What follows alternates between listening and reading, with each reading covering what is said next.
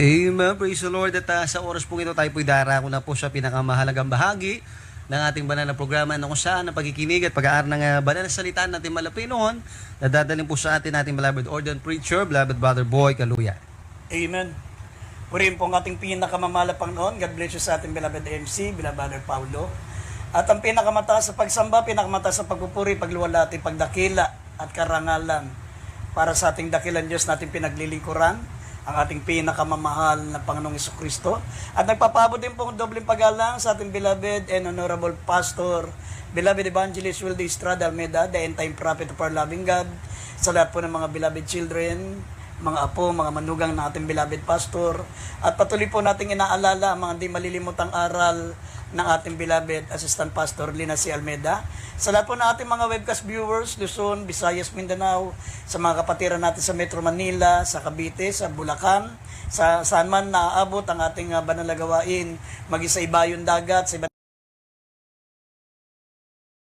ibang panig ng mundo. Maligayang panonood po sa inyo, mga minamahal. Kumusta na po kayong lahat dyan? At kami po'y patuloy na nananalangin sa inyo, lalo na po sa mga kapatiran natin na sa mga malalayong lugar.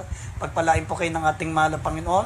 At minsan pa, mga minamahal, tayo po'y sama-samang manalangin muna bago tayo dumako sa ating paksa. Niling ko mong manalangin po tayong lahat. Opo, dakilat na magpala po naming Ama, Diyos na makapangyarihan sa lahat. Sa pangalan namin pinakamamahal na Panginoong Jesucristo, minsan pa kami humingi ng kapatawaran sa lahat po ng aming mga pagkukulang, mga kamalian, sa aming mga kasalanan, dakilan Diyos. Malapang nun, linisin mo pong aming mga puso. Gawin mo kaming karapat dapat magdala na yung banal at sagradong salita. Malapang nun sa munting bagay na ito na kami po'y nagagamit mo bilang pagpapasalamat po namin sa kaligtasan ni pinagkaloob mo, Panginoon. Gamitin mo rin po kami na makapagligtas ng marami mga kaluluwa. Abutin mo mga kababayan po namin, lalo na po mga may sakit, may mga karamdaman. Minsan pang ipakita mo sa kanila na ang iyong dakilang kapangyarihan ay patuloy, malapang na kumikilos hanggang sa aming panahon. At aming sinasaway lahat ng gawa ng kalaban, demons of unbelief and doubts, demons of hindrances. We bind the power of darkness in Jesus' name. Amen and amen. Purin po ang ating pinakamamahal pa naman minamahal. Buksan natin pambungad na talata dito po sa 2 Korinto 5, talatang 4. Dito po sa aklat ng ikalawang mga taga-Korinto, kabanatang 5, talatay 4. Sapagkat tunay naming nga sa tabernakulo, ito ay nagsisihibik na nangabibigatan, hindi sa ninanasa naming maging hubad, kundi ninanasa namin kami bihisan upang ang may kamatayan ay lamunin ng buhay. Amen. Amen. Maminamal ang ating pong paksa ay pamamagatan po nating the burdens of life. Amen. Ang mga pasanin, ang mga kabigatan sa buhay. Alam nyo, maminamahal, bilang mga mananampalataya, ay minsan po mararanasan po natin ang tinatawag po na pasanin, mga kabigatan sa buhay. Amen. Sabi nga ng banal na kasulatan dito po sa buhay natin, sa tabernakulong tinutukoy po rito, ito po yung ating pong katawang lupa. Ito po yung ating pong buhay sa panahon na ito. Sabi, sapagkat tunay na kaming mga nasa tabernakulong ito ay nagsisihibik at nabibigatan. Hindi sa ninanasa namin maging hubad, kundi ninanasa namin kami bihisan upang ang may kamatayan ay lamunin ng buhay.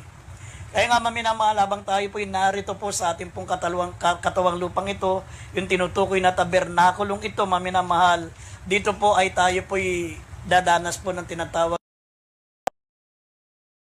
na paghibik, yung pagluwa, yung kapigatian, mga problema, depression, discouragement, insecurity, helplessness. Marami po tayong mararanasan gaya ng mga sakit, mga pagsubok, mga kabigatan sa buhay.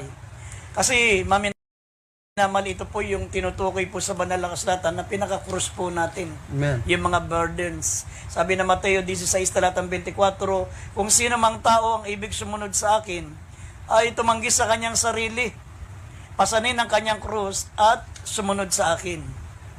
Yan po, maminamahal ang mga tinatawag na krus. Hindi literal na krus. Hindi po yung literal na magpapasangkan ng dalawang kahoy, maminamal na pinag-cross. At ito'y papasanin natin tuwing mahal na araw.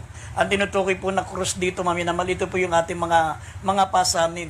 Sabi nga ng banal na kasulatan, hindi tayo tinawag ng ating pinakamamahal na Panginoong Kristo para sumampalataya lamang sa Kanya, kundi maminamal tayo po yung, sabi magtiis din alang-alang sa Kanya.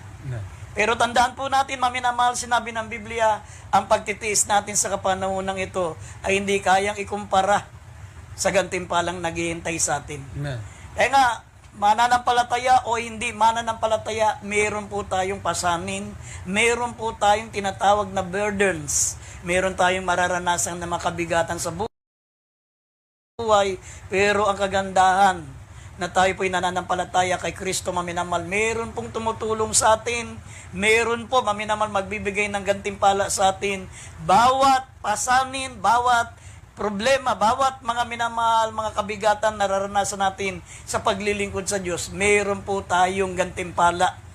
Merong katapat na gantimpala yan sa ating pinakamamahal na Panginoon. Sabi ng banal na kasulatan, maminamal, the Bible teaches us to do 3 things with our burdens.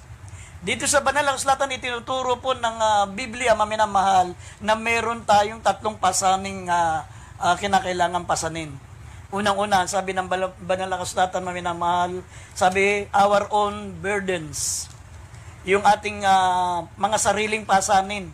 Sabi ng Galatia, Kapitulo 6, talatang 5, kindly po, basahin muna natin. Sabi, every man shall bear his own burdens. Meron, bawat isa sa atin, meron pong kanya-kanyang pasanin na dadalin. Mananampalataya o hindi mananampalataya, mayaman o mahirap, maminamahal, may pinag-aralan o walang pinag-aralan, may kapangyarihan o walang kapangyarihan. Sabi, bawat isa sa atin, Amen. magdadala ng kanya-kanyang pasan. Basahin po natin ng Galatia 6:5. Dito po sa Galacia, Kabanatang 6, talataya 5. Sabi dito, sapagkat ang bawat tao ay magpapasan ng kanyang sariling pasan. Amen. Amen. Yan po ang unang pasanin, maminamahal. Sabi, our own burdens. Sabi ng banal na kasulatan, ang bawat isa sa atin ay kinakailangan magpasan ng kanyang sariling pasan. Amen. Bawat tao ay magpapasan ng kanyang sariling pasan. Ito pong pasaning ito, maminamal, ito po ay non-transferable. Hindi pwedeng ipasa, maminamal, hindi pwedeng ibigay sa iba. Ito po ay sarili nating tinatawag na burdens. Amen. Kinakailangan ito, maminamal, na mapagtagumpayan po natin ito. Ito